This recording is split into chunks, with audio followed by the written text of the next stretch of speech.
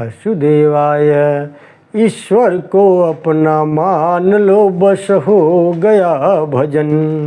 दूजान कोई जान लो, बस हो गया भजन। ईश्वर को अपना मान लो, बस हो गया भजन। दूजान कोई जान लो, बस हो गया भजन। आया कहाँ से कौन है तू जाएगा कहाँ, इतना ही दिल विचार लो, बस हो गया भजन। ईश्वर को अपना मान लो, बस हो गया भजन। दूजान कोई जान लो, बस हो गया भजन।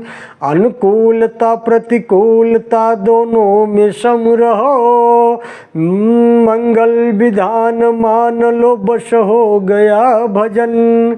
ईश्वर को अपना मान लो, बस हो गया भजन। दूजान कोई जान लो, बस हो गया भजन। नेकी सभी के साथ में जितनी बने करो, बदनीति का मत भार लो, बस हो गया भजन। ईश्वर को अपना मान लो, बस हो गया भजन। दूजान कोई जान लो, बस हो गया भजन। दृष्टि में तेरे दोष है दुनिया निहारती, समता को अंजन आज लो, बस हो गया भजन। ईश्वर को अपना मान लो, बस हो गया भजन। दूजान कोई जान लो, बस हो गया भजन। मुझको बुरा बुरा कहे कर सूर तू क्षमा, वाणी के स्वर संभाल लो, बस हो गया भजन। ईश्वर को अपना मान लो, बस हो गया भजन। दूजान कोई जान लो, बस हो गया भजन। ईश्वर को अपना मान लो, बस हो गया भजन। दूजान कोई जान लो, बस हो गया भजन। ओम नमो भगवते वासुदेवाय। ओम नमो भगवते वासुदेवाय। सज्जनों, आप देख रहे हैं हमारे अनंत पत्र न्यूज चैनल पर श्री नरसिंह महापुराण की कथा। अब आज के कथा का प्रसंग है अष्टाक्षर मंत्र के महात्म्य की कथा है। सीधा चलते हैं कथा की तरफ। सुखदेव जी बोले, मनुष्य सदा भगवान विष्णु के भजन में तत्पर रहकर किस मंत्र का जप करने से कष्ट से मुक्त होता है, वह मुझे बताइए। व्यास जी बोले, हे बेटा, मैं तुम्हें मंत्रों में उत्तम अष्टाक्षर मंत्र बताऊंगा, जिसका जप करने वाला मनुष्य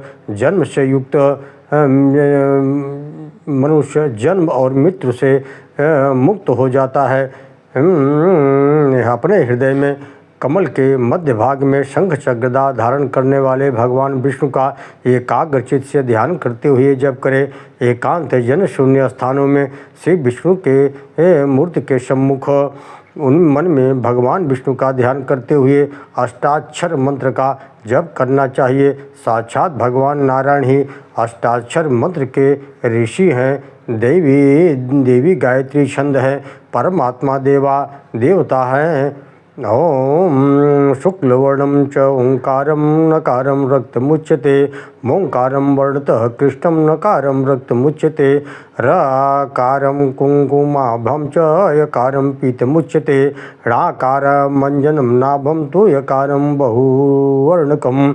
ओम नमो नारायणेति मंत्र सर्वसाधकः भक्तानां जपतां तात स्वर्गमोक्ष फलप्रदम्।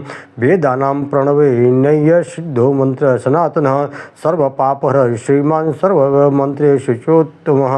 एनमष्टाक्षरं मंत्रं जप नारायणं स्मरेत्, संध्यावसने सततं सर्वपापै प्रमुच्यते। एष मंत्र एष एव परं तपः, एष एव पुरो मोक्ष, एष स्वर्गोदाहृत, सर्ववेदरहस्येभ्यो सारेव समुचितः।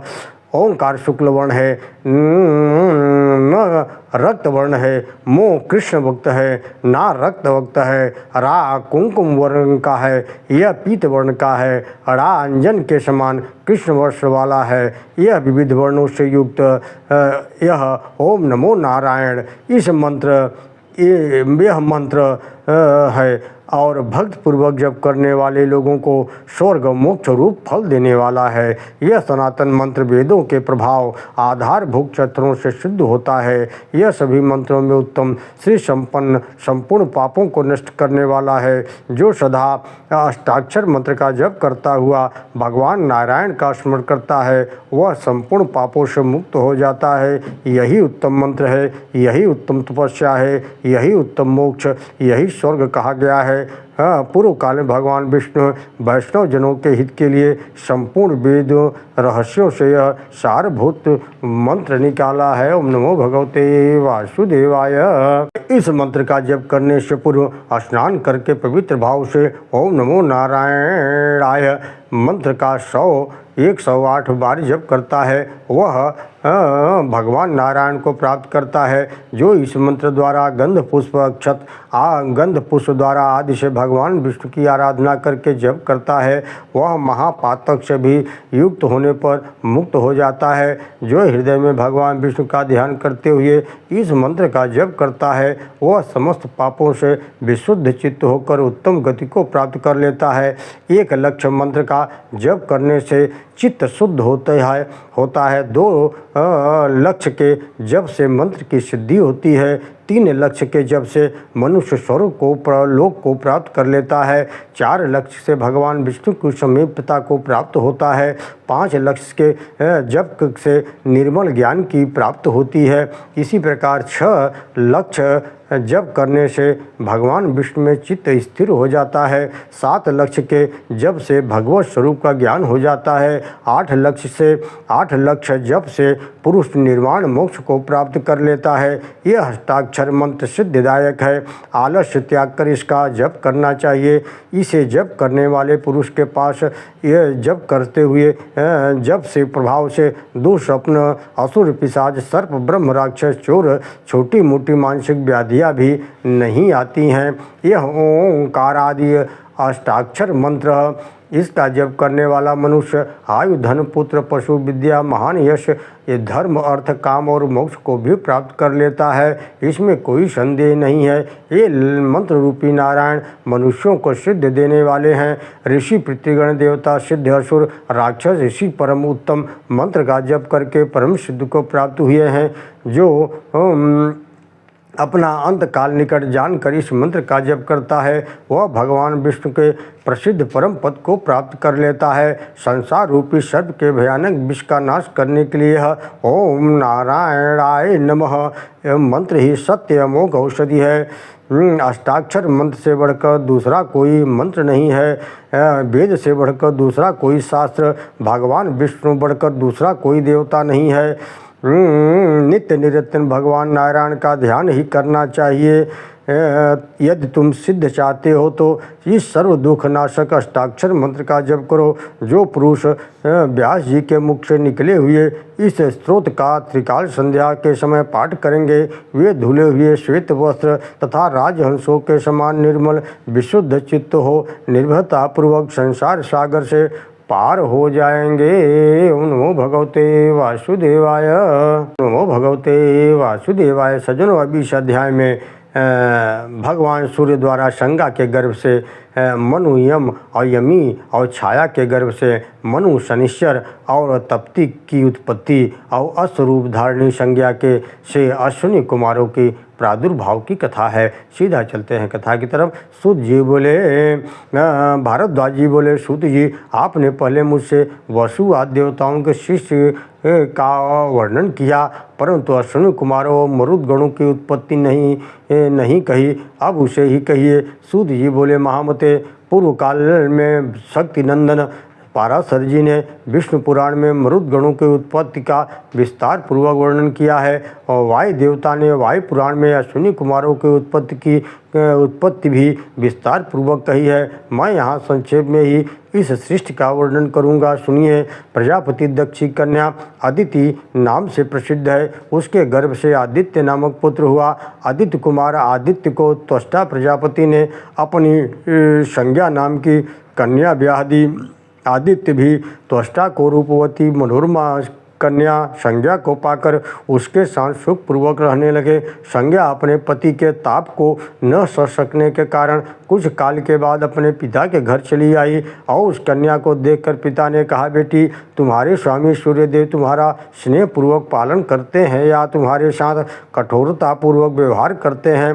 पिता की बात सुनकर संज्ञा उससे बोली, हे तात, मैं स्वामी के प्रजन्य ताप से जल गई हूँ। यह सुनकर पिता ने उससे कहा, बेटी, तुम पति के घर चली जाओ। पति के सेवा करना ही युवती स्त्रियों का परम उत्तम धर्म है। मैं भी कुछ दिनों के बाद आकर जामाता आदित्य देव की उष्णता को उस शरीर से कुछ कम कर दूंगा। पिता के कहने पर वह पुनः पति के घर लौट आई। कुछ दिनों के बाद क्रमशः मनु, यम, यमी, यमुना इन 3 संतानों को जन्म दिया, किंतु पुनः सूर्य का ताप उससे नहीं सहा गया। तब संज्ञा ने अपनी बुद्धि के बल से स्वामी के उपभोग के लिए अपनी छाया प्रतिबिंब स्वरूपा एक स्त्री को उत्पन्न किया। उसे ही घर में रहकर वह उत्तर कुश देश में चली गई। वहाँ घोड़ी का रूप धारण करके इधर उधर विचरने लगी।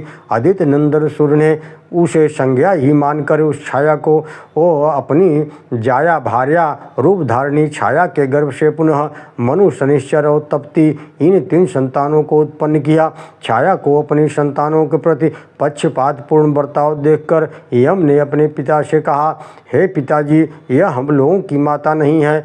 पिता ने भी यह सुनकर जब सुना तब उससे उस भार्या से कहा, सब संतानों के प्रति समान रूप से ही बर्ताव करो। फिर छाया को अपनी ही संतानों के प्रति अधिक स्नेहपूर्वक बर्ताव करते देख यमी ने उससे बहुत कुछ बुरा भला कहा, किंतु जब सूर्यदेव पास आए तब वे दोनों चुप ही रहे।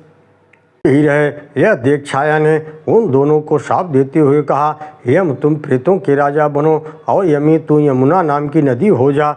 छाया का यह क्रूरतापूर्वक व्यवहार देखकर भगवान सूर्य भी कुपित हो उठे और उसके पुत्रों को शाप देते हुए बोले, बेटा शनिश्चर, तू क्रूरतापूर्वक दृष्टि देखने वाला मंदगामी ग्रह हो जा, तेरी गणना पाप ग्रहों में होगी।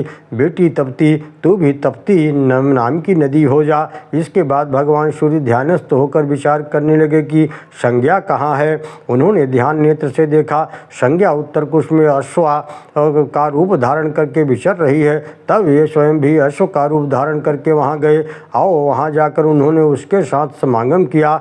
उस अश्वरूप धारणी संज्ञा के ही गर्भ से सूर्य के वीर से दोनों अश्विनी कुमार उत्पन्न हुए। उनके शरीर सब देवताओं से अधिक सुंदर थे। साक्षात ब्रह्मा जी ने वहाँ पधार कर दोनों कुमारों को देवत्व तथा यज्ञों में भाग प्राप्त करने का अधिकार प्रदान किया, साथ ही उन्हें देवताओं का प्रधान वैद्य बना दिया। इसके बाद ब्रह्मा जी चले गए। फिर सूर्यदेव ने अश्व का रूप त्याग कर अपने स्वरूप में आ गए और अपना स्वरूप धारण कर लिया। त्वष्टा प्रजापति की पुत्री संज्ञा भी अश्वा रूप छोड़कर साक्षात रूप में प्रकट हो गई। उस स्व अवस्था में सूर्यदेव त्वष्टा की पुत्री अपनी पत्नी संज्ञा को आदित्य लोक में ले गए। तदनंतर विश्वकर्मा सूर्य के पास आए और उन्होंने विविध नामों द्वारा उनका स्तुति किया तथा उनकी अनुमति से ही उनके श्री अंगों की अतिशय उष्णता को अंश को कुछ शांत कर दिया। महावती भारद्वाज, अन्य ब्राह्मणों, इस प्रकार मैंने आप लोगों से दोनों अश्विनी कुमारों के जन्म की उत्तम पुण्यमयी पवित्र पाप नाशक कथा कह सुनाई। सूर्य के वे दोनों पुत्र देवताओं की वैद्य हैं, अपने दिव्य रूप से सदा प्रकाशित होते रहते हैं। उन दोनों के जन्म की कथा सुनकर मनुष्य इस भूतल पर सुंदर रूप से सुशोभित होता है। अंत में स्वर्ग लोक में जाकर वहाँ आनंद का अनुभव करता है। ओम नमो भगवते वासुदेवाय।